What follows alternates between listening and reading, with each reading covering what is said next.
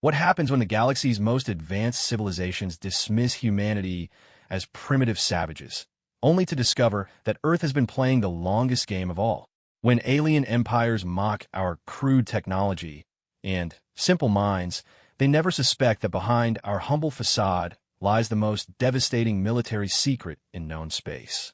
The Zephyrian Empire learned this lesson the hard way. For decades, they treated Earth as nothing more than a backwater mining colony, extracting our resources while sneering at our barbaric ways. They laughed at our metal ships, called our weapons toys, and considered our military strategies child's play. They stopped laughing when the skies above their capital world went dark. This is the story of humanity's greatest deception, our most brilliant strategy, and the moment an entire galaxy realized they had gravely underestimated the species from the small blue planet. It's the tale of how Earth's children turned mockery into respect, contempt into fear, and how a single revelation changed the balance of power across 1,000 worlds forever. Admiral Zektar stood on the observation deck of his flagship, the Celestial Dominion, watching the blue-green world of Earth rotate slowly beneath him. His 4 arms were crossed behind his back in the traditional Zephyrian pose of disdain, while his scaled features twisted into what passed for a sneer among his kind. The planet below looked so insignificant, so primitive, that he could barely contain his amusement. "Admiral," his tactical officer reported from behind him, "the human delegation has arrived aboard their vessel." Zektar's throat sac vibrated with laughter. "Vessel? You mean that scrap metal contraption they somehow managed to launch into orbit? I'm surprised it didn't fall apart during atmospheric exit." The tactical officer, a younger Zephyrian named Velmos, checked his holographic display. "Sir, their ship registers as basic fusion power propulsion, crude metal hull construction, and what appears to be projectile-based weaponry. Our scanners can barely detect any advanced technology whatsoever." "Of course they can't," Zektar replied, his voice dripping with condescension. "These humans are barely out of their Stone Age.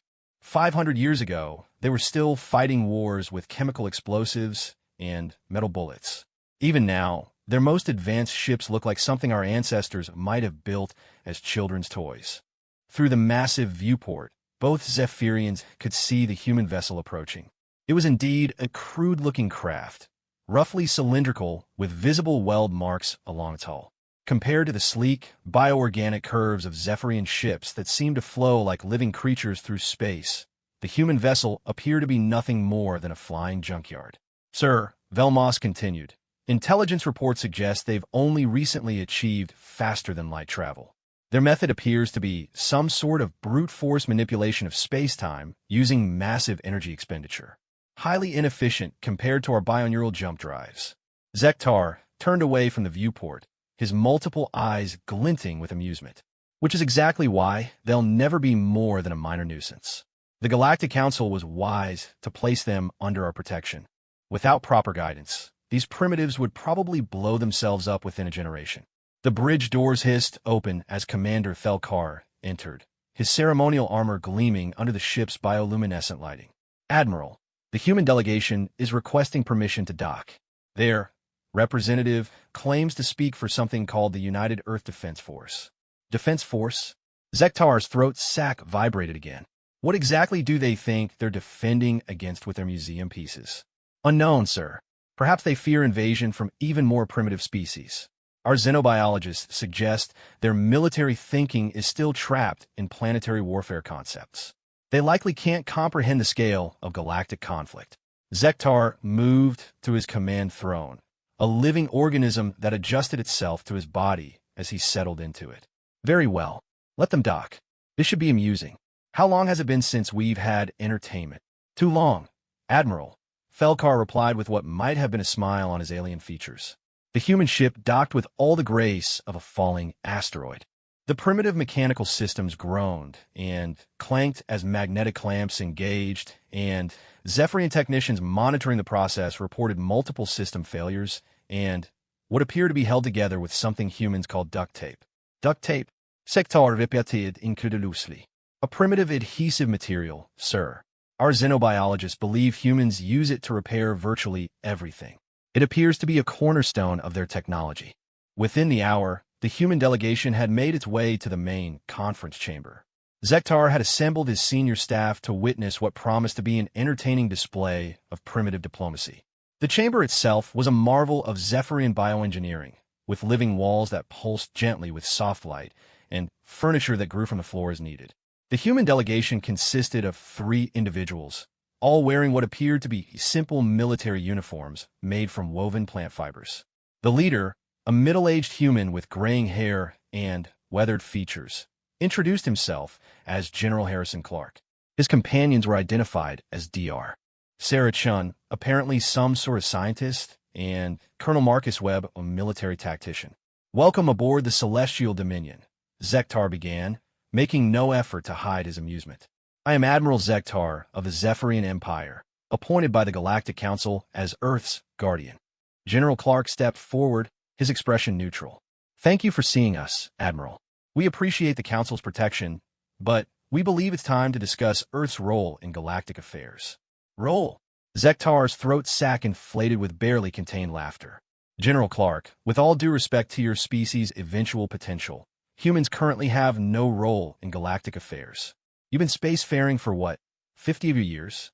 The Zephyrian Empire has been traveling between stars for over 10,000 years. Dr. Chin spoke up, her voice calm and measured. "We understand our limitations, Admiral, but we've been observing galactic politics for some time now. We believe we might have something to contribute." "Such as?" Commander Thelkar interjected, his tone openly mocking. "We've studied your technology extensively. Your weapons are kinetic projectiles and chemical explosives. Your ships require massive amounts of fuel to achieve what our vessels do effortlessly. Your computers are primitive silicon-based systems that our bioneural networks surpassed millennia ago." Colonel Webb remained silent, but his eyes were constantly moving, observing everything around him with an intensity that Zektar found mildly interesting. The humans seemed to be cataloging every detail of the ship's layout and technology. "We're not claiming technological superiority," General Clark replied diplomatically. "We're simply asking for the opportunity to prove that humanity can be a valuable ally rather than just a protected species." Zektar leaned back in his throne, genuinely amused now.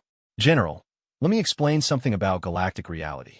The current conflict between the Zephyrian Empire and the Malaxian Syndicate has been ongoing for 3 centuries. We're fighting with weapons that can crack planets, ships that exist partially outside normal spacetime, and strategies that span multiple star systems simultaneously. What exactly do you think your species could contribute to such a conflict?" "Perhaps a fresh perspective," Dr. Chin suggested. "Sometimes an outside viewpoint can reveal solutions that haven't been considered." "A fresh perspective?" Thelkar's laughter was openly derisive now. "Doctor, your species still fights wars by pointing projectile weapons at each other and hoping for accurate aim. Our weapons operate on principles your scientists haven't even discovered yet." General Clark's expression remained carefully neutral, but something flickered in his eyes. "We understand your skepticism, Admiral. Our technology may seem primitive, but we've learned to be resourceful." "Resourceful," Zektar repeated, savoring the word.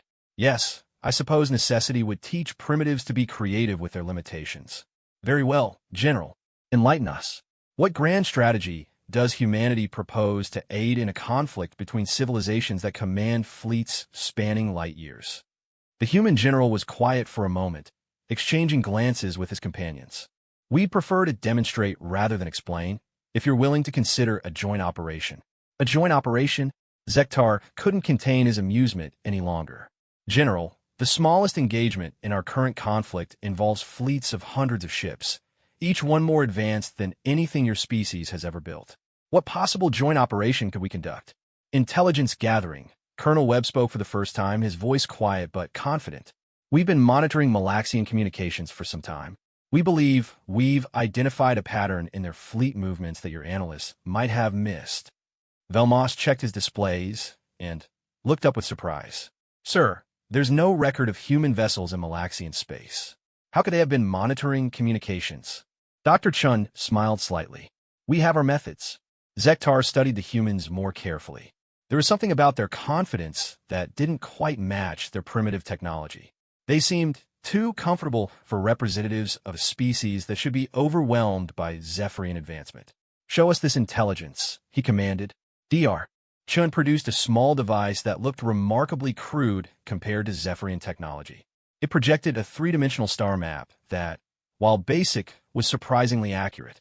Over the past 6 months, we've observed what appears to be a systematic repositioning of Malaxian forces. They're not just responding to your fleet movements, they're anticipating them. Thelkar leaned forward, his multiple eyes focusing on the projection. This is impossible. Our fleet movements are classified at the highest levels. No human vessel has been detected in our operational zones. No human vessel you could detect, Colonel Webb corrected quietly. The chamber fell silent. Zektar's throat sac deflated as the implications of that statement sank in. Explain. General Clark stepped forward again. Admiral, we've been monitoring this conflict for longer than you realize. Your war with the Malaxians affects shipping lanes that Earth depends on. We have a vested interest in seeing it resolved. But how? Velmos demanded. Our sensors are the most advanced in known space. We can detect a grain of sand from 10 light-years away.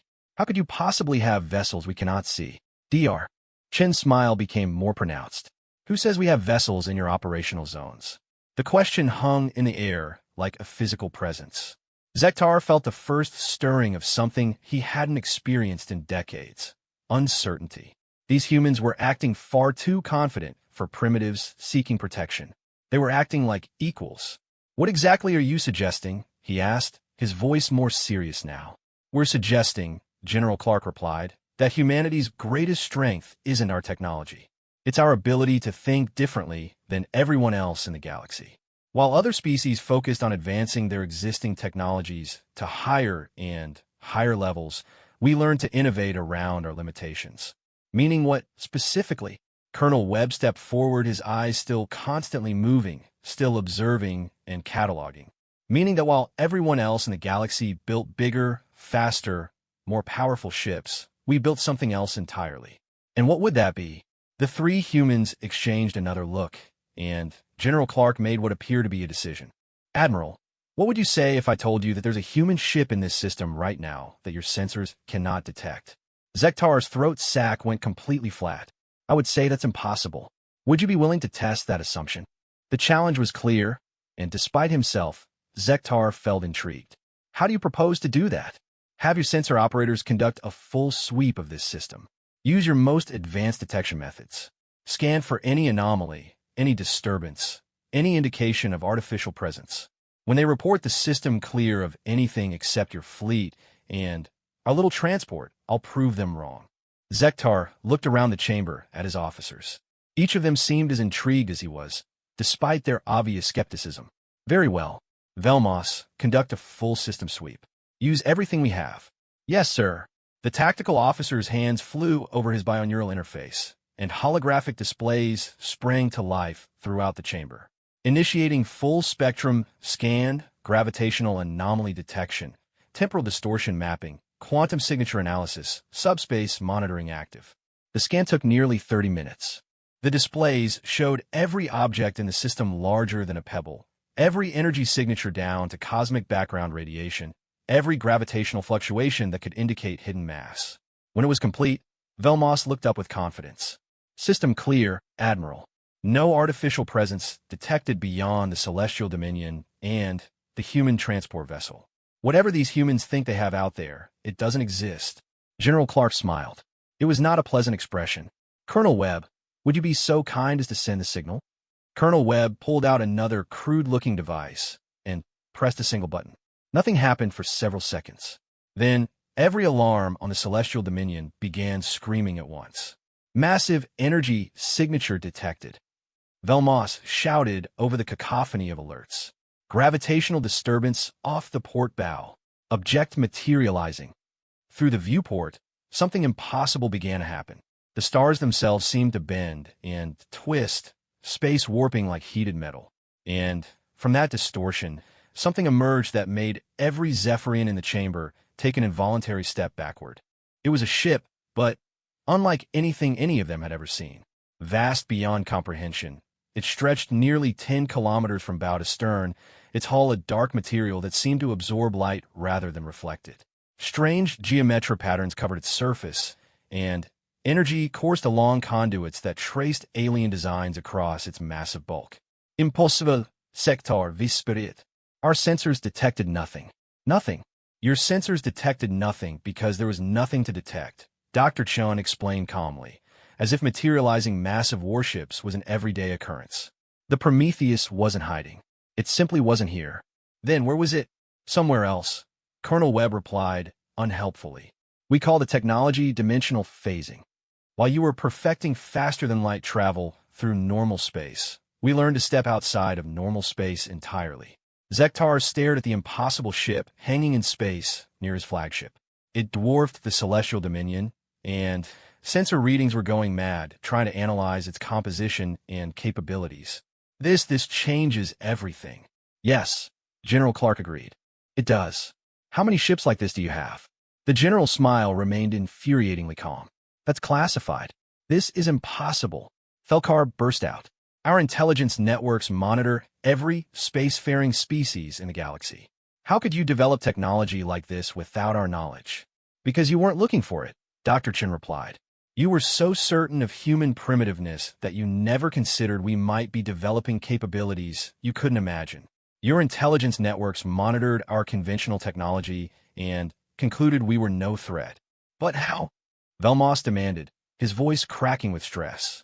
How does a species barely 50 years spacefaring develop technology that surpasses civilizations thousands of years older?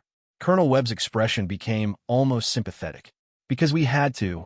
Because we knew that conventional advancement would never let us catch up to the rest of the galaxy. So we didn't try to catch up. We leapfrogged ahead. Admiral Zektar stared at the massive human vessel, his mind reeling with implications. Everything he thought he knew about the balance of galactic power had just been shattered. If humans had this capability, if they had been watching and monitoring without being detected, then every strategic assumption the Zephyrian Empire had made was potentially worthless. What do you want? He asked quietly. Partnership, General Clark replied. Real partnership. Not protection, not guardianship. Mutual cooperation between equals. And if we refuse? The general's smile never wavered, but his eyes grew cold. Admiral, the Prometheus has been observing your fleet for the past 3 days. It could have destroyed every ship you have before you even knew it was there. We're not asking for partnership because we need your protection.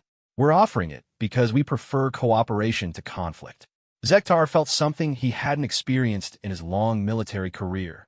Genuine fear. Not of death in battle, which was always a possibility, but of obsolescence. Of discovering that his entire civilization had become irrelevant overnight. The Malaxians, he said suddenly. Do they know about your capabilities?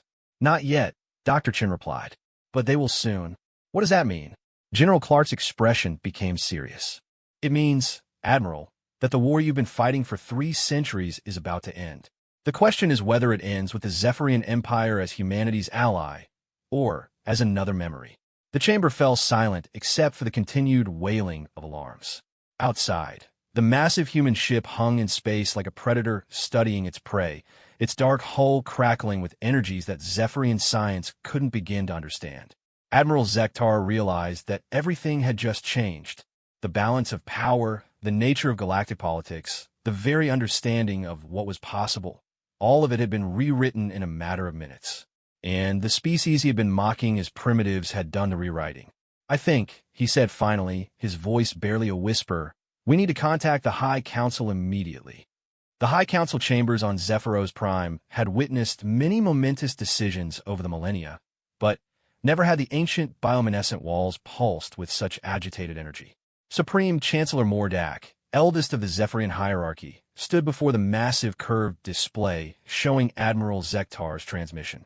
Around him, the 12 members of the High Council sat in their living thrones, their collective anxiety causing the chamber's symbiotic organisms to glow with erratic patterns. Play it again, Chancellor Mordak commanded, his ancient voice carrying the weight of 5 centuries of leadership. The holographic display shimmered to life once more, showing the impossible sight of the human vessel Prometheus materializing from what appeared to be empty space. The massive ship hung there like a technological nightmare, its dark hull absorbing the light of distant stars while energy patterns danced across its surface in configurations that hurt to look at directly. Computer analysis confirms Admiral Zektar's report, announced Council Member Yexlon, her binaural interface, streaming data directly from the Zephyrian military's most advanced analytical systems. The human vessel exhibits known technological signatures. Our experts cannot even determine what materials its hull is constructed from. How large is it? Asked Chancellor Mordak. Approximately 9.7 kilometers in length, 2.3 kilometers at its widest point. Mass readings are inconsistent. The gravitational signature suggests it should be roughly 15 times heavier than our largest dreadnoughts, but spatial distortion measurements indicate it might have negative mass in certain sections. Negative mass? Council member Veldar's throat sac inflated with disbelief. That's theoretically impossible. Apparently not, replied Yexlon grimly. The humans seem to specialize in making the impossible routine. Chancellor Mordak moved closer to the display, studying the alien vessel with eyes that had witnessed the rise and fall of civilizations. What do our xenobiologists say about this development? Council member Torjin, the Empire's foremost expert on alien species, activated his biointerface and projected a complex analysis into the chamber's shared visual space. The implications are staggering, Chancellor. Every psychological profile we've developed on humanity suggests they should be incapable of this level of advancement. Their species is barely past the nuclear age by our standards. They should still be struggling with basic spaceflight, not developing technology that our greatest scientists cannot comprehend. Then, our profiles are wrong, stated Mordak bluntly. It appears so, but that raises even more disturbing questions. If humans are capable of such technological leaps, what else have we misunderstood about them? More importantly, what else have we misunderstood about other species we've dismissed as primitive? The chamber fell silent as the implications sank in. The Zephyrian Empire's entire approach to galactic politics was based on technological superiority. They were the guardians, the protectors, the advanced civilization that guided younger species toward enlightenment. If humans could develop capabilities that surpassed Zephyrian science without any indication of their progress, then the fundamental assumptions underlying their empire were flawed. Chancellor, interrupted Council Member Dexera, we're receiving an urgent transmission from Admiral Zektar. Put it through. Admiral Zektar's image appeared in the center of the chamber, his expression grim. Chancellor, the situation has escalated. The humans have made contact with the Malaxian Syndicate. What? Mordak's bioluminescent patches flared with alarm. When? How do you know this? Because, Chancellor, they demonstrated it. The human general asked us to monitor Malaxian military communications. Then they spoke to them, directly, while we watched. Explain. Zektar's image shifted to show the conference room aboard his flagship. The three human representatives were still there, but now Dr. Chun was operating what appeared to be a standard communications device. The humans simply activated their communication system and opened a channel to the Malaxian High Command. Not to a border station, not to a patrol fleet, directly to their capital world. That's impossible. Malaxian communications are encrypted with bioneural ciphers that change every few minutes. No outside species has ever broken their codes. The humans didn't break them, Chancellor. They bypassed them entirely. Dr. Chan explained that they've been monitoring all Malaxian communications for months. Not intercepting them, monitoring them. They claim to have recording devices placed within Malaxian facilities themselves. The High Council chamber erupted in chaos. Council members shouted questions and objections, their bioluminescent displays flashing with agitation. Chancellor Mordak raised one ancient hand, and the chamber gradually fell silent. Admiral, are you telling me that humans have placed surveillance devices inside Malaxian military installations without detection? That's exactly what I'm telling you, Chancellor. And when I questioned the impossibility of such an action, General Clark had Colonel Webb activate what he called a real-time intelligence feed. We watched live video from inside the Malaxian Supreme Command Center on their capital world. Council member Torjin's biointerface went wild with activity. Admiral, our best intelligence operatives have been trying to penetrate Malaxian security for decades. Their bioscan barriers can detect any known form of surveillance technology. Unknown forms, apparently, are a different matter, Zektar replied darkly. Chancellor, we watch Malaxian military leaders discussing strategy in their most secure facilities. The humans knew about Malaxian fleet movements before our own intelligence services detected them. Chancellor Mordak felt very old suddenly. What did the humans say to the Malaxians? General Clark requested a conference with their high command. He told them that humanity was prepared to offer them the same opportunity they were offering us, partnership instead of conflict. And their response? They laughed, just as we did initially. Supreme Commander Threxanael of the Malaxian Syndicate called humans pathetic primitives and suggested that anyone seeking alliance with such an inferior species was clearly desperate. Then what happened? Admiral Zektar's expression became haunted. Then General Clark said something that I'll never forget. He told the Malaxian commander that laughing at humanity was becoming a very expensive habit among galactic civilizations. And then he proved it. Ow! Colonel Webb activated another device. And, Chancellor, another ship appeared. The High Council chamber fell completely silent. Chancellor Mordak could hear his own circulatory system pumping bioluminescent fluid through his ancient body. Another ship? Not just any ship. This one materialized directly above the Malaxian capital world. A human vessel, even larger than the Prometheus. The Malaxians detected it the same way we did, when it was already there. Their planetary defense systems went into full alert, but the human ship simply ignored them. It hung in their atmosphere like it owned the sky. Council member Yexlon's biointerface was working frantically. Admiral, you're saying humans have the capability to place massive warships directly over enemy capital worlds without detection? I'm saying they've already done it. The ship appeared over Malix Prime and broadcast a simple message to the entire planet. Dr. Chun allowed us to monitor the transmission. What was the message? 3 words: we've been watching. Chancellor Mordak felt the chamber's bioluminescent organisms respond to his rising stress levels, their gentle glow becoming harsh and erratic. What was the Malaxian response? Panic. Complete, utter panic. Their defense fleet scrambled, but the human ship simply vanished again, gone in seconds, like it had never been there. But the message was clear: humanity can strike anywhere, anytime, without warning. Chancellor, interrupted Council Member Dexera, we're receiving a priority transmission from the Malaxian Syndicate. From whom? Supreme Commander Threxanael himself. Mordak's throat sac deflated completely. In 3 centuries of war, the Malaxian Supreme Commander had never directly contacted the Zephyrian High Council. Communication between their civilizations went through intermediaries and diplomatic channels, never direct contact between leadership. Put him through. The holographic display shifted to show the distinctive crystalline features of a high-ranking Malaxian. Supreme Commander Threxanael's normally pristine appearance was disheveled, his bio-crystalline growths flickering with agitated energy.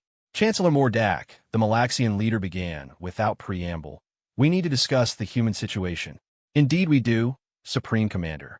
I trust your meeting with their representatives was illuminating. Illuminating is one word for it. Terrifying is another. Threxanael's crystal formations shifted colors rapidly, indicating extreme stress. Chancellor, these humans are not what they appear to be. No, they are not. Our sensors detected nothing. Nothing. And then there was a ship the size of a city hanging in our atmosphere. Our defense systems couldn't even track it properly. The energy readings were completely beyond our understanding. Chancellor Mordak leaned forward. What are you proposing, Supreme Commander? A temporary cessation of hostilities between our species while we determine exactly what humanity represents. If they possess the capability to place massive warships over our capital worlds without detection, then our current conflict becomes irrelevant. You're suggesting we work together? I'm suggesting we avoid mutual annihilation. Chancellor, if the humans decided to eliminate both our civilizations, I'm not certain we could stop them. The admission hung in the space between the 2 leaders like a physical weight. For Supreme Commander Threxanael to openly acknowledge Malaxian vulnerability was unprecedented. The Malaxian Syndicate had built their entire identity around technological superiority and military dominance. If they were admitting fear of humanity, then the situation was far worse than anyone had imagined. Supreme Commander, Chancellor Mordak said carefully, what exactly did the humans tell you? The same thing they apparently told you. They offered partnership, cooperation, mutual benefit. They claimed that their goal was not conquest, but stability. They want to end our conflict not by choosing sides, but by making it irrelevant. And if we refuse, Threxanael's crystal formations dimmed to almost black. They didn't explicitly threaten us, Chancellor. They didn't need to. The implication was clear enough. They have the capability to end both our civilizations whenever they choose. They're offering us the option to join them voluntarily rather than be incorporated against our will. Incorporated? Their exact word. General Clark explained that humanity has been studying galactic civilization for decades. They believe that the current model of constant warfare between advanced species is inefficient and ultimately self-destructive. They propose a new paradigm entirely. Chancellor Mordak felt the weight of history pressing down on him. What kind of new paradigm? A galactic confederation. Multiple species working together instead of against each other. Shared technology, shared knowledge, shared benefits. They claim that cooperation would advance all civilizations faster than competition. Under human leadership, I assume. Actually, no. They proposed a council system with representatives from all member species. They claim they have no interest in ruling the galaxy, only in stabilizing it. And you believe them? Frexenel was quiet for a long moment. Chancellor, they have massive warships that can appear anywhere without warning. They have surveillance capabilities that make our security systems irrelevant. They have technology that our scientists cannot even analyze, let alone replicate. If they wanted to conquer the galaxy, they could probably do it without our permission. The fact that they're asking suggests they're telling the truth about preferring cooperation. Chancellor Mordak considered the implications. If humans possessed the military capabilities they had demonstrated, then resistance would indeed be futile. But cooperation might offer opportunities that conquest would not. Were their terms surprisingly reasonable? Immediate cessation of hostilities between all member species. Establishment of the Galactic Confederation Council with equal representation. Gradual sharing of technology and knowledge. Mutual defense agreements. And protection for all member species from external threats. External threats? Apparently. Chancellor, there are other civilizations beyond the local galactic cluster that humanity has been monitoring. Some of them are not friendly. The humans suggest that our petty wars with each other leave us vulnerable to conquest from species we haven't even encountered yet. The chamber fell silent as the enormity of this revelation sank in. Not only were humans far more advanced than anyone had realized, but they apparently had knowledge of threats that the established galactic powers were completely unaware of. Chancellor, Admiral Zektar's voice interrupted from the still open channel. The human representatives are requesting a response to their proposal. What kind of timeline are they discussing? General Clark suggests that all interested parties meet at a neutral location within one standard galactic week to begin formal negotiations. He's proposed the old trading station at Kepler 442. It's been abandoned for decades, but apparently the humans have been maintaining it. Of course they have, Chancellor Mordak muttered. Supreme Commander Threxenale, are the Malaxians willing to participate in such negotiations? We are. Chancellor, I never thought I would say this, but the Malaxian Syndicate is prepared to work with the Zephyrian Empire if it means avoiding a conflict with humanity that we cannot win. Then we are agreed. Admiral Zektar, please inform General Clark that both the Zephyrian Empire and the Malaxian Syndicate will send delegates to Kepler 442 for preliminary discussions. Understood, Chancellor.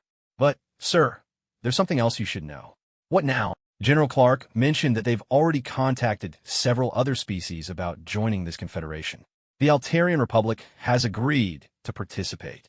So have the Rigel Consortium and the Andorian Trade Federation.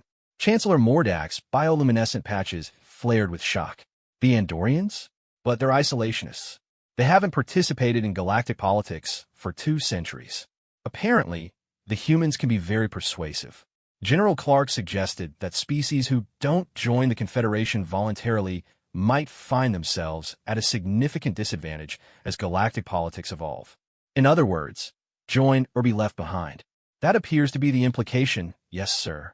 Supreme Commander Threxenale's image flickered as he prepared to end the transmission. Chancellor Mordak, I suggest we both send our most experienced negotiators to Kepler 442.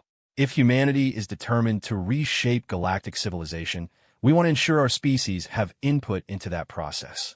Agreed, Supreme Commander. Until Kepler 442. Until Kepler 442. As both alien leaders ended their transmissions, Chancellor Mordak stood alone in the High Council chamber, surrounded by the agitated glow of bioluminescent organisms responding to the stress levels of every being in the room. In the space of a few hours, everything his civilization had believed about their place in the galaxy had been turned upside down. Humanity, the species they had dismissed as primitive savages barely worthy of protection, had revealed themselves to be the most technologically advanced civilization any of them had ever encountered. And now they were offering partnership to the very species who had been mocking them. The question was whether this offer represented genuine cooperation or simply a more sophisticated form of conquest. Either way, Chancellor Mordak realized they were about to find out what humanity really wanted from the galaxy. And he had the uncomfortable feeling that whatever it was, they were going to get it. The abandoned trading station at Kepler 442 had been a bustling hub of galactic commerce nearly a century ago, before shifting trade routes and political conflicts rendered it obsolete. Now, as delegations from across the local galactic cluster converged on the forgotten outpost, it became clear that the humans had been far from idle during the station's supposed abandonment. Ambassador Kexlar of the Zephyrian Empire stared through the viewport of his diplomatic vessel at the station ahead, hardly recognizing the derelict structure from historical records. What had once been a deteriorating collection of modular habitats and docking bays now gleamed with obvious recent maintenance. New sections had been added, systems had been upgraded, and the entire complex hummed with barely contained energy. "Sir," reported his aide, a young diplomat named Felanya, "the humans have been here for some time. Structural analysis suggests major renovations completed within the past 5 years." 5 years, Kexlar mused, which means they began preparing this location before they ever revealed themselves to us. They've been planning this gathering for a very long time. "Sir, we're receiving docking instructions from Station Control." The controller identifies herself as Captain Reynolds of the United Earth Defense Force. Interesting. Not only have they been maintaining the station, they've been operating it. Kexlar settled back into his bioadaptive chair as the ship began its approach. "How many other vessels are already docked?" "Sensors detect 12 ships, sir. Malaxian, Altarian, Rigelian, and Dorian. And 3 we cannot identify." "Cannot identify?" "Unknown configuration and energy signatures. They appear to be organic vessels, but unlike any bioship design in our databases." Kexlar frowned. Organic spacecraft were rare, and most known examples belonged to civilizations that the Zephyrians were familiar with. Unknown bioships suggested the presence of species that had remained hidden from galactic politics entirely. "Sir, we're also detecting some unusual energy readings from the station itself.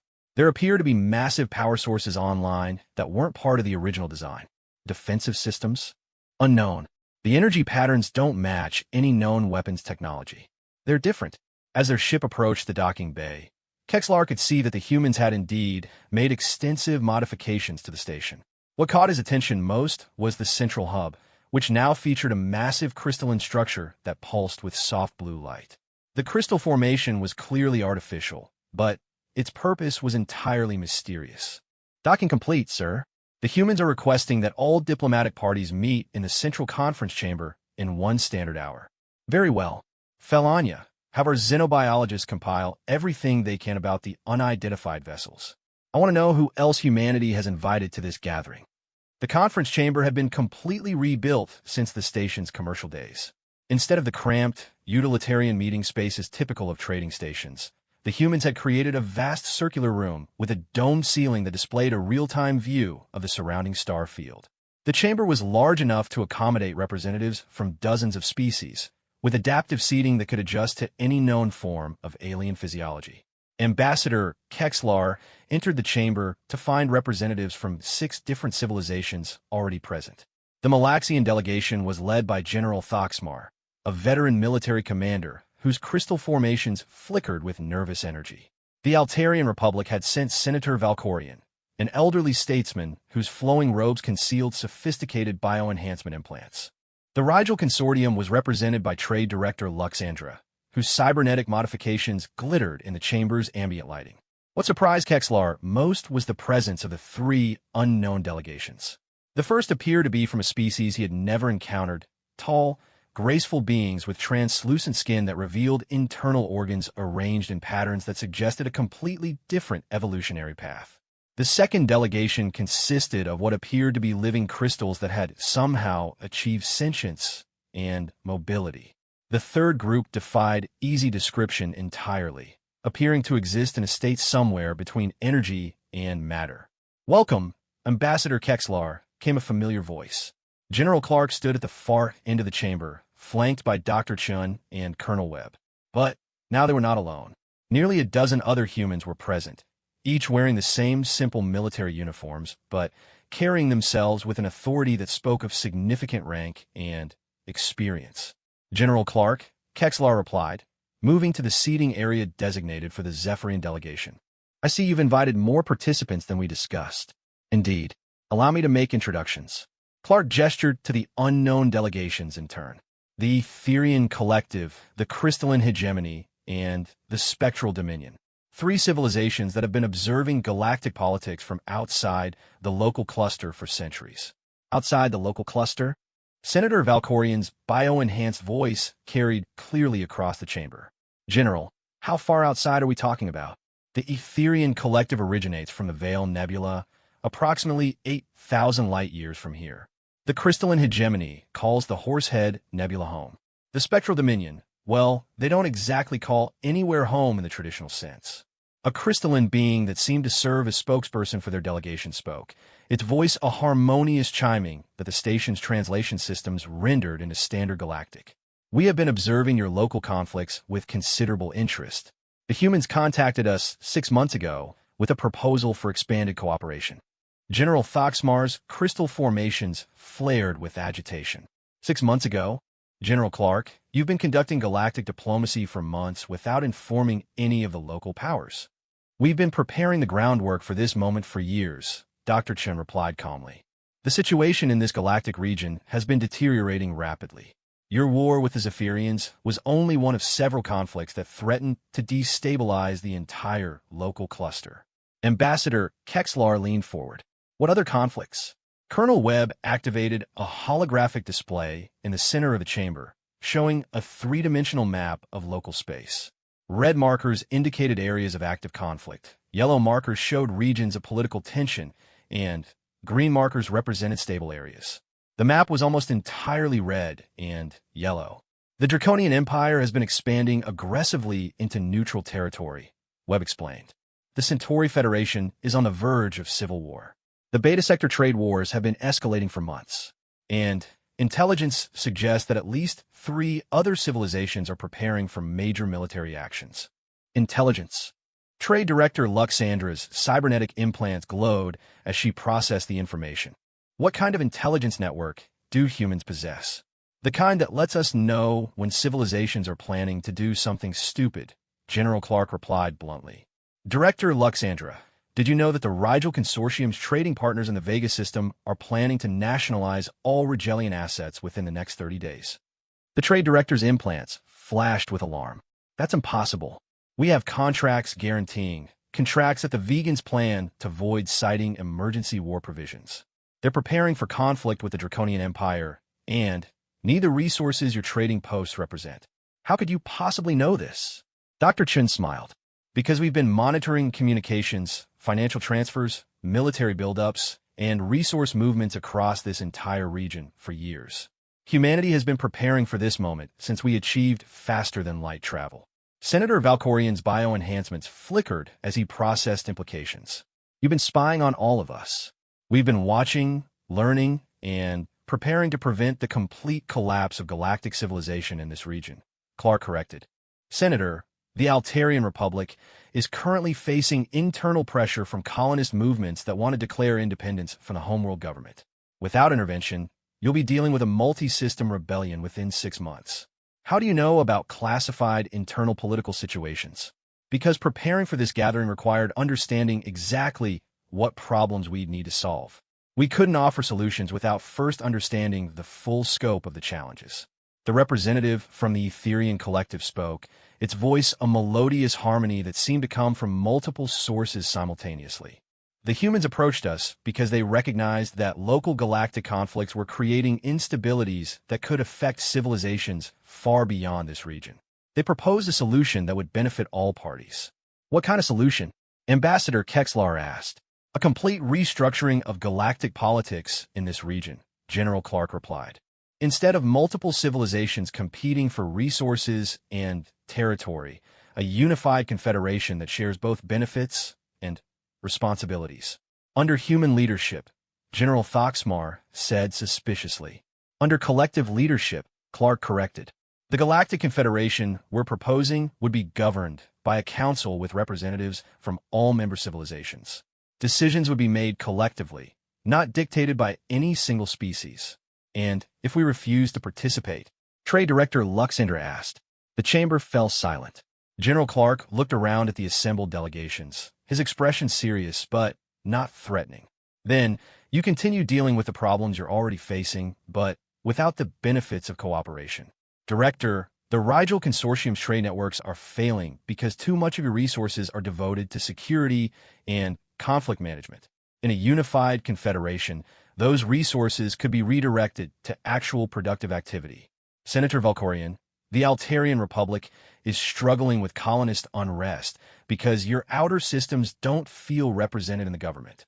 A confederation structure would give those colonies direct representation in galactic politics. General Thoxmar, the Malaxian Syndicate has been fighting wars for centuries because your entire civilization is built around military conquest. Imagine what the Malaxians could accomplish if all that military expertise were directed toward exploration and development instead of conflict. Ambassador Kexlar, the Zephyrian Empire has been trying to maintain stability through superior technology and military force. But you can't be everywhere at once, and new threats keep emerging faster than you can respond to them. A confederation would provide the resources and coordination necessary to address problems before they become crises. Dr. Chun stepped forward, activating another holographic display. But the most important reason to form this confederation isn't local politics. It's what's coming from outside the local cluster. The display showed a wider view of galactic space, with the local cluster highlighted in blue. Approaching from several directions were red indicators representing unknown civilizations moving toward local space. Our long-range monitoring has detected at least 4 separate expansion movements heading toward this region. 3 appear to be military in nature. 1 is unclear. They'll reach the outer boundaries of local space within the next 50 to 75 years. 50 years. Senator Valkorian's bioenhancements flashed with alarm. That's practically tomorrow in galactic terms. Which is why we need to stop fighting each other and start preparing for external threats that make our current conflicts look like children's games, Colonel Webb explained. The crystalline representative chimed musically. The crystalline hegemony has encountered one of these approaching civilizations. They are not interested in peaceful coexistence. They view biological life as a contamination to be cleansed. A chill settled over the chamber. The implications of hostile civilizations approaching their region, while local powers wasted resources fighting each other, were sobering. What are you proposing specifically? Ambassador Kexlar asked. General Clark activated a comprehensive holographic presentation. Immediate ceasefire between all participating civilizations. Establishment of the Galactic Confederation Council with equal representation for all members. Shared defense protocols. Technology and knowledge exchange programs. Coordinated resource management. And unified response to external threats. What about territorial disputes? Trade conflicts? Resource rights? Trade Director Luxander asked. Handled through Confederation arbitration instead of military action, Dr. Chen replied. Disputes between member civilizations would be resolved through negotiation and compromise rather than force. And enforcement of Confederation decisions. Collective responsibility. If a member civilization violates Confederation principles, all other members are obligated to respond. But the goal is prevention through cooperation rather than punishment through force. General Thoxmar's crystal formations shifted to deep blue, indicating serious consideration. What guarantees do we have that this confederation won't simply become human dominance by another name? The same guarantee you have now that the Zephyrians won't conquer you, or that the Malaxians won't overwhelm the Altarians, Clark replied. Mutual interest in survival and prosperity. The Confederation only works if it benefits everyone involved. Besides, added the representative from the Spectral Dominion, speaking for the first time in a voice that seemed to come from everywhere at once, the humans have already demonstrated that they could conquer this region by force if they chose to. The fact that they're proposing cooperation instead suggests their stated intentions are genuine. The chamber fell quiet as delegates considered the proposal. Ambassador Kexlar looked around at the other representatives, seeing the same mixture of uncertainty and hope in their expressions that he felt himself. General Clark, he said finally, assuming we agree to participate in these negotiations, what would the timeline look like? Formal Confederation charter completed within 6 months. Implementation begins immediately after signing. Full integration achieved within 2 years. And the external threats? We begin collaborative preparation immediately. The Confederation's first priority would be developing unified defense capabilities that could handle threats beyond the capability of any individual civilization. Senator Valkorian leaned forward. General, this is an enormous undertaking. How can you be confident it will succeed? General Clark smiled. Senator, humanity spent centuries learning to cooperate despite our differences. We had thousands of different cultures, languages, and political systems on one planet. If we could learn to work together, surely galactic civilizations can manage the same feat. But you're all the same species, General Thoxmar pointed out. Are we? Dr. Chin asked. Senator Valkorian, your people have been genetically modified for centuries. Trade Director Luxandra, half of your body is cybernetic. General Thoxmar, your people are living crystals. Ambassador Kexlar, your civilization is bioengineered from the cellular level up. How different are any of us really? The question hung in the air as delegates considered not just the political implications of Confederation, but the philosophical ones as well. Ambassador Kexlar realized that humanity had done something remarkable. They had taken what appeared to be an impossible situation, multiple civilizations locked in destructive conflicts, and presented a solution that offered hope for everyone involved. Whether that hope would be enough to overcome centuries of mistrust and conflict remained to be seen. But for the first time in his long diplomatic career, Kexlar found himself believing that peace might actually be possible. General Clark, he said formally, the Zephyrian Empire is prepared to engage in formal Confederation negotiations. One by one, the other delegates added their agreement. Within minutes, species that had been enemies for centuries were committing to work together toward a common future. As the session adjourned and delegates prepared for detailed negotiations to begin, Ambassador Kexlar couldn't shake the feeling that he had just witnessed the most important moment in galactic history. Humanity had indeed stopped being a joke. Instead, they had become the solution to problems that everyone else thought were unsolvable. 3 weeks into the formal Confederation negotiations, Ambassador Kexlar was beginning to understand why humans had spent years preparing for this moment. The complexity of integrating multiple civilizations with fundamentally different technologies, political systems, and social structures was staggering. Yet somehow, the human delegation seemed to have anticipated every possible complication. The crystalline hegemony's proposal to share their mineral synthesis technology with the Confederation creates an interesting precedent, Dr. Chun was saying as she addressed the Technology Committee.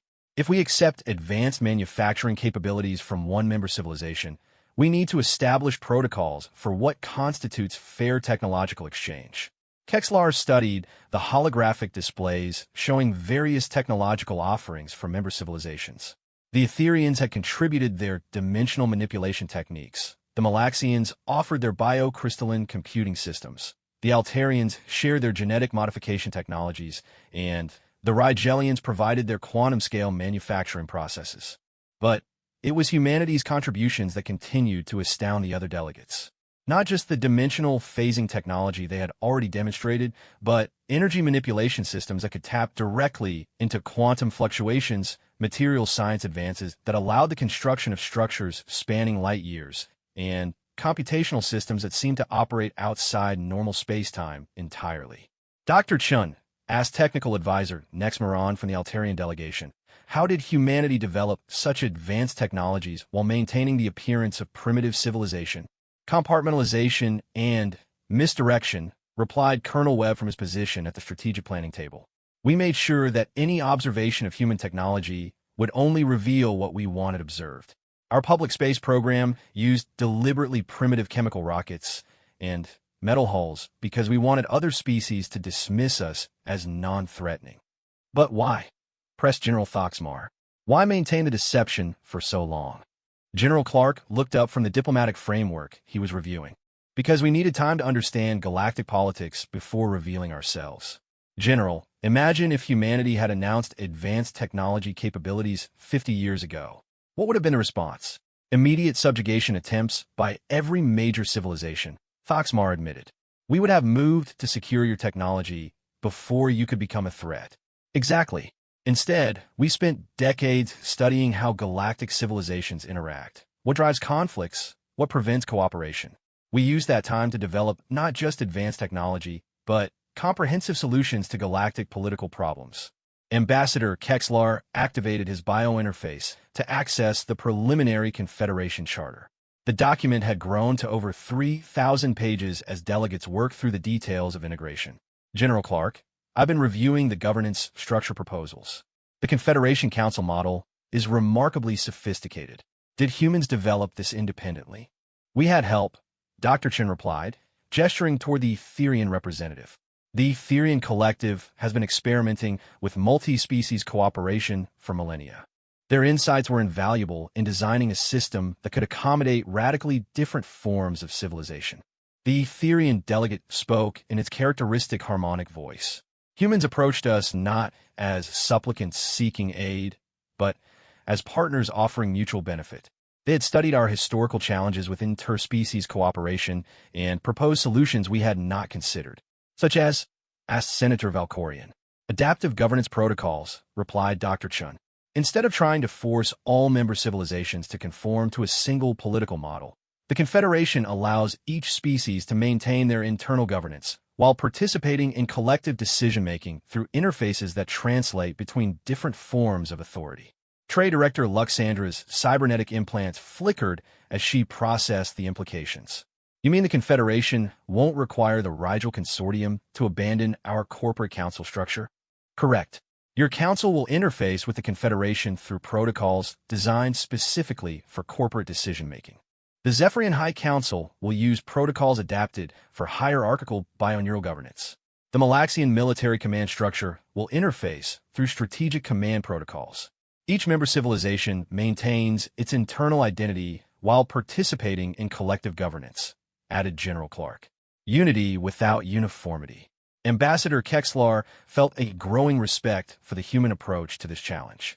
They had not just developed advanced technology, they had developed advanced understanding of how different forms of intelligence could work together. There is something else we need to discuss, announced the representative from the Spectral Dominion, its voice seeming to emanate from the chamber walls themselves. The approaching external threats. Our analysis suggests they may arrive sooner than originally projected. The chamber fell silent. Colonel Webb activated the long-range monitoring display, showing the latest updates on the 4 approaching civilization movements. How much sooner? Asked General Foxmar. 30 to 40 years instead of 50 to 70, Webb replied grimly. 2 of the approaching groups have accelerated their expansion rate significantly. Our monitoring suggests they may have detected signs of Confederation negotiations. Detected how? Senator Valkorian asked. Unknown. But their movement patterns changed approximately 2 weeks ago, which corresponds to when we began formal negotiations here. Dr. Chun stood and moved to the strategic display. This actually reinforces our argument for immediate confederation. If hostile civilizations are monitoring local space and responding to signs of increased cooperation, then we need to be unified and prepared as quickly as possible. What do we know about their capabilities? Ambassador Kexlar asked. The crystalline representative chimed ominously. The force we encountered demonstrated technology that operates on principles unknown to any Confederation member.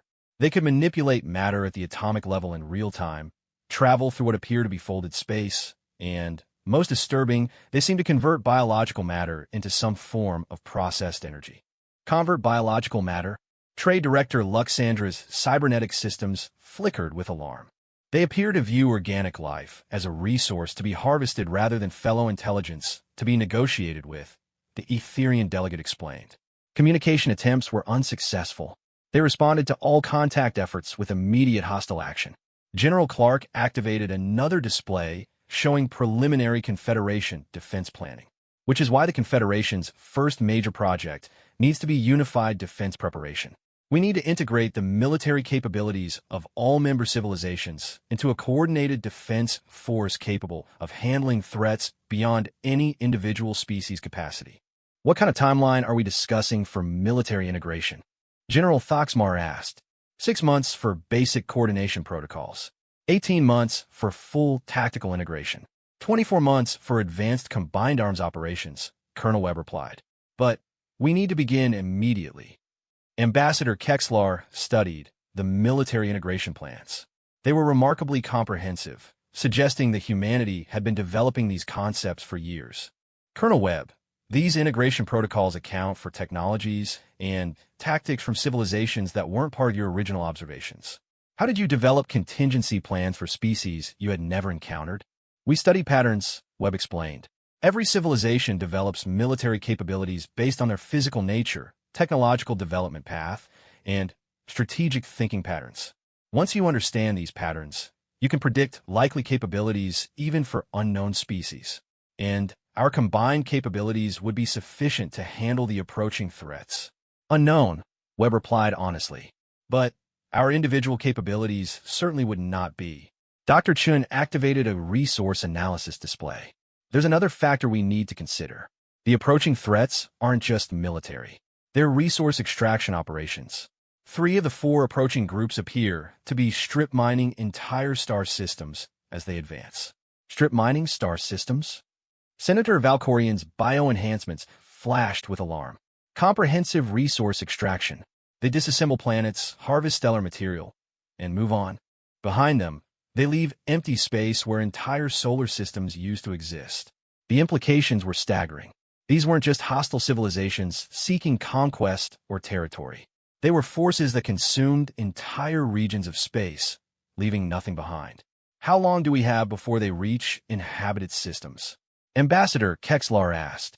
The nearest inhabited system to their projected path is the Proxima colonies, Webb replied.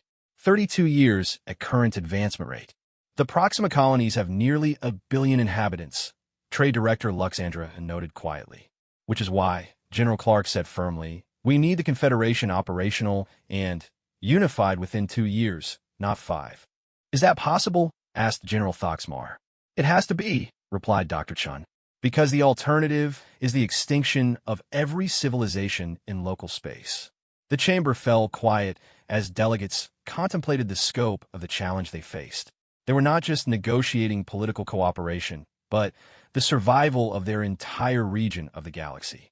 General Clark, Ambassador Kexlar, said finally, what support does humanity need to accelerate Confederation implementation? Complete commitment from every member civilization. No reservations, no contingency plans for withdrawal, no backup strategies in case cooperation fails. Either we're all in this together, or we're all going to face extinction separately. That's a significant demand, Senator Valkorian pointed out. It's a significant threat, Clark replied. Senator, if the approaching forces reach local space while we're still squabbling about territorial disputes and trade agreements, none of those disputes will matter anymore. Trade Director Luxandra's implants flashed as she processed economic projections. General, full Confederation implementation would require massive resource reallocation from all member civilizations. The Rigel Consortium alone would need to redirect 30% of our industrial capacity toward Confederation projects. Director, if the approaching threats reach the Rigel systems, you won't have any industrial capacity left to allocate. The blunt assessment silenced the chamber. Ambassador Kexlar looked around at the other delegates, seeing the same grim realization in their expressions that he felt himself. They were not just negotiating cooperation, they were negotiating survival. There's something else, announced the Therian representative. Our long-range sensors have detected something the human monitoring systems may have missed. A 5th approach vector. Colonel Webb's expression darkened. Show us. The strategic display updated to show a new trajectory approaching local space from a completely unexpected direction. This approach vector was moving faster than the others and appeared to be using some form of instantaneous travel rather than conventional faster-than-light movement. How long until they arrive? Webb asked grimly. Unknown. Their movement pattern suggests they could appear anywhere in local space without warning. They may already be here.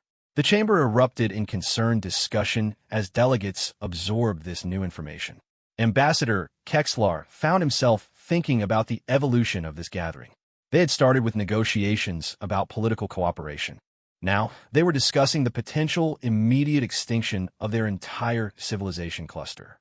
General Clark, he said, cutting through the concerned chatter, the Zephyrian Empire is prepared to commit fully to immediate Confederation implementation. What do you need from us first? Military command integration with human fleet assets. We need to begin combined operations training immediately. Done. What else? Technology sharing protocols activated within 72 hours. We need to begin upgrading Confederation defense capabilities using combined technological resources from all member civilizations. Agreed. One by one, the other delegates committed to immediate full implementation. The political negotiations that had been proceeding at a measured diplomatic pace suddenly became an emergency mobilization. As the session adjourned with work groups forming to handle accelerated implementation, Ambassador Kexlar realized that humanity had once again demonstrated their remarkable ability to anticipate and prepare for possibilities that others could not imagine. They had not just proposed confederation as a solution to local political problems. They had designed it as a survival mechanism for threats that were only now becoming apparent. The question was whether even human foresight and preparation would be enough for what was coming. Admiral Kexlar stood on the bridge of the Unified Dawn, flagship of the newly formed Confederation Defense Fleet, watching the impossible sight of ships from 12 different civilizations operating in perfect coordination. 6 months ago, such cooperation would have been unthinkable. Today, it might be the only thing standing between galactic civilization and complete extinction. Admiral, reported Commander Velmos, now serving as tactical coordinator for the integrated fleet, all Confederation vessels report ready status. Human dimensional phasing ships are in position. Malaxian crystal core dreadnoughts are charged.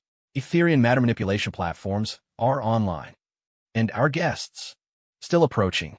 Estimated time to contact with the outer defense perimeter, 14 hours. Kexlar nodded grimly. The fifth approaching force had indeed arrived first, materializing at the edge of local space 3 days ago without any warning. Their ships were unlike anything in Confederation databases. Massive geometric structures that seemed to exist partially outside normal space-time, radiating energy patterns that hurt to observe directly. First contact attempts had been met with silence. Then, the unknown vessels had begun systematically destroying everything in their path. Uninhabited asteroids, derelict space stations, automated monitoring platforms. Anything artificial was reduced to its component atoms within seconds of detection. Sir, interrupted the communication officer, we're receiving a transmission from General Clark aboard the Prometheus. Put him through. General Clark's image appeared on the main display, showing the bridge of the massive human vessel that still defied all attempts at technical analysis. Admiral Kexlar, our final preparations are complete. All Confederation assets are in position. General, I have to ask one more time, are you certain about this strategy? We're essentially betting the survival of 12 civilizations on technology that half our scientists still don't understand. Admiral, conventional warfare against these entities would result in complete Confederation defeat within hours.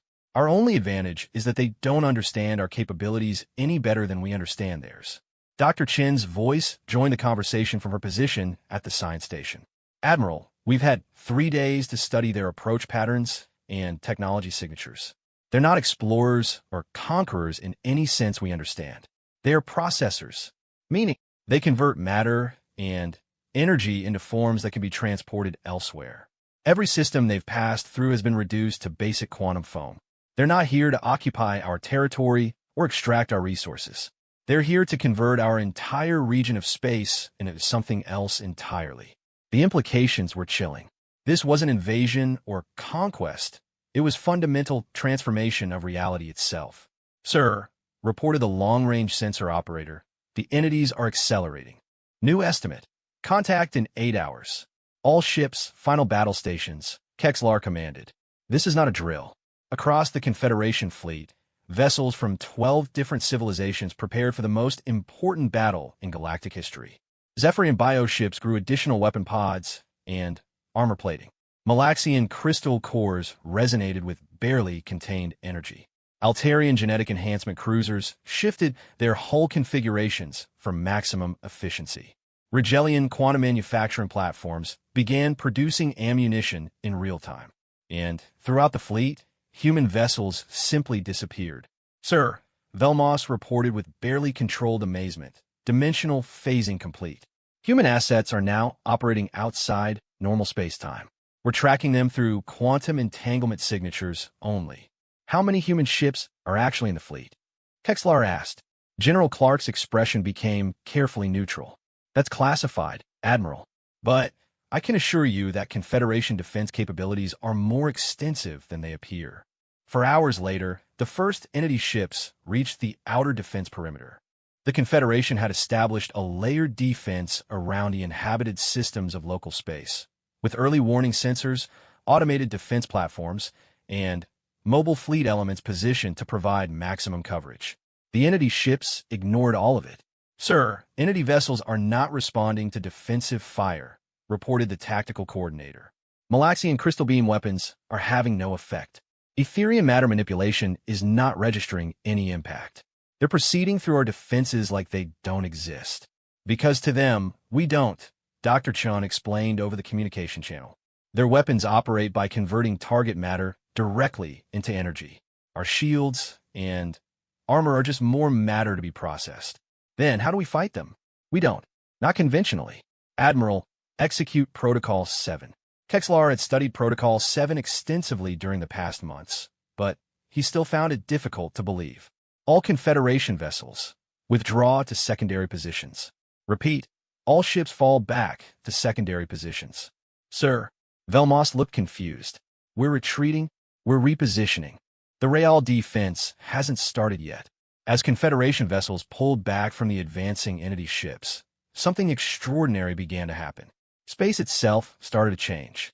The stars flickered, then steadied in new positions. Gravitational fields shifted as if fundamental forces were being rewritten. And slowly, impossibly, structures began to appear. They were massive beyond comprehension. Geometric forms spanning thousands of kilometers, made from materials that reflected known energy signatures. They appeared to be growing from space itself, as if the vacuum were crystallizing into solid matter. What are we looking at? Kexlar asked quietly. Confederation Defense Grid, General Clark replied. We've been building it for 18 months, using combined technologies from all member civilizations. It exists primarily outside normal space-time, which is why your sensors couldn't detect it. How big is it? It surrounds the entire local cluster. Every inhabited system, every major shipping lane, every strategic resource location. It's the largest engineering project in galactic history. The Entity ships encountered the first grid elements and stopped. For the first time since their arrival, they showed something resembling confusion. Their weapon systems fired at the grid structures, but the attacks simply passed through as if the targets weren't there. The grid exists in dimensional phase with our ships, Dr. Chen explained.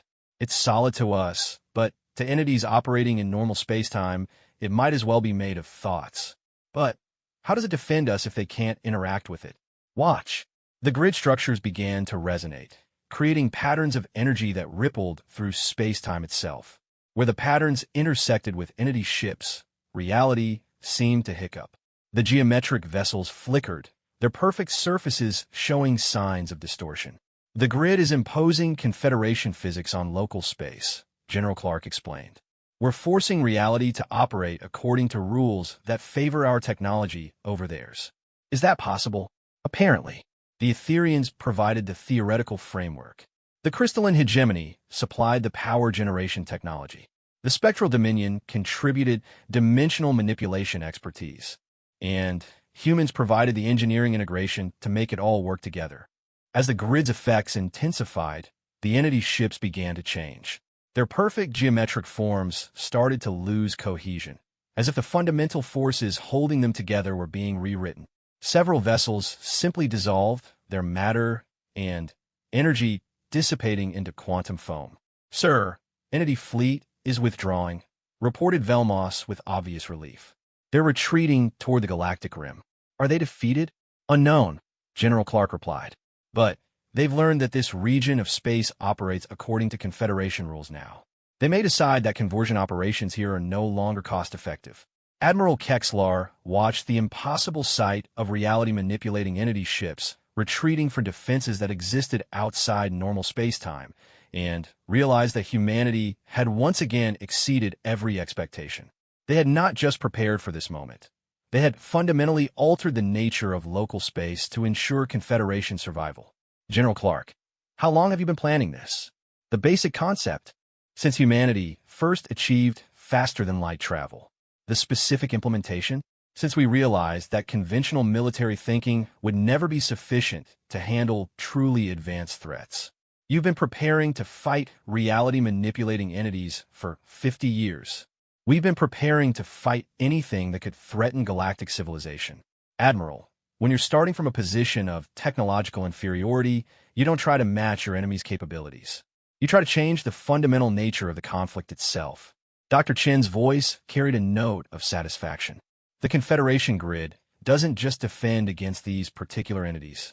It defends against any threat that operates according to physics we don't control. We've essentially made local space into Confederation territory at the quantum level. What about the other approaching forces?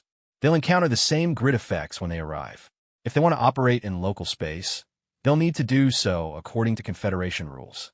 That puts us on equal footing regardless of their technological advantages. As the immediate threat receded, Kexlar found himself contemplating the broader implications of what had just occurred. Humanity had not just defeated an apparently superior enemy. They had redefined what victory meant in galactic warfare.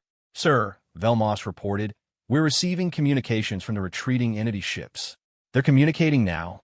It appears so. The message is unusual. The main display activated to show a pattern of geometric forms that somehow conveyed meaning without words. The translation system struggled for several minutes before producing an output. Confederation acknowledgement. Local space classification. Protected status. Conversion operations suspended. Seeking dialogue protocols. General Clark smiled. And there it is. They're not mindless destroyers. They're intelligent beings operating according to their own understanding of galactic law. We just proved that local space is claimed territory under protection of a unified confederation. They'll negotiate? They'll probably join, Dr. Chen replied. Our analysis suggests they're not conquering civilizations so much as processing unclaimed territory. Now that they know local space is claimed and defended, they'll want to establish formal relations. The communication system activated again, this time showing the approaching vectors of the other four threats. Each had stopped advancing and was transmitting similar acknowledgement signals. All four hostile forces are requesting diplomatic contact, reported the communication officer. They're asking for Confederation membership application procedures. Admiral Kexlar stared at the displays, hardly believing what he was seeing. In a matter of hours, 5 apparently hostile invasion forces had become potential Confederation members. General Clark, he said finally, did you plan for this outcome as well? Admiral, we've been studying galactic politics for decades. Most hostile civilizations are actually just operating according to principles that seem hostile to civilizations that don't understand them. Once you establish communication and mutual understanding, most conflicts can be resolved through negotiation. So this entire defense operation was really a first contact protocol. It was a demonstration that the Confederation is strong enough to enforce its sovereignty, reasonable enough to prefer negotiation to conflict, and advanced enough to offer mutual benefits to potential members. Everything else was just making sure we survived long enough to have that conversation. As Confederation vessels began returning to normal patrol positions and the dimensional defense grid shifted to monitoring mode, Kexlar reflected on the journey that had brought them to this moment. 6 months ago, he had represented a civilization that mocked humanity as primitive savages. Today, he served as admiral in a confederation that had just redefined the balance of power for the entire galactic region. Admiral, General Clark said, there's one more thing you should know about humanity's long-term planning. What's that? The Confederation defense grid isn't just a defensive system. It's a foundation. We're planning to expand it throughout the galaxy over the next several centuries. Eventually, every star system will operate under Confederation physics, making large-scale warfare obsolete and enabling unprecedented cooperation between diverse forms of intelligence. You're planning to remake the entire galaxy? We're planning to give every civilization in the galaxy the opportunity to reach its full potential without interference from hostile forces or destructive conflicts. The Confederation isn't just a defensive alliance, Admiral. It's the first step toward true galactic civilization. As the implications of this vision sank in, Kexlar realized that humanity's greatest achievement wasn't their advanced technology or their military capabilities. It was their ability to imagine a future that no one else thought was possible, and then make that future real. The species that the galaxy had mocked as primitive had not just saved galactic civilization. They had shown everyone else what galactic civilization could become. And as reports came in from across local space of previously unknown civilizations requesting Confederation membership, Kexlar understood that the real work was just beginning. Humanity had ended the age of galactic conflict through superior preparation and strategic thinking. Now, they were all going to build something better. The mockery had indeed stopped. But, more importantly, the cooperation had just begun. In the months that followed, historians would mark this day as the moment when galactic civilization truly began. Not with conquest or domination, but with a species called humanity proving that the most advanced civilizations are not those with the most powerful weapons, but those with the most comprehensive understanding of what makes cooperation possible. The galaxy had learned a lesson that would reshape the future for millennia. Never underestimate a species that has learned to work together. Because once they turn that capability outward, they can teach the rest of the galaxy what unity really means. And humanity, as it turned out, was an excellent teacher.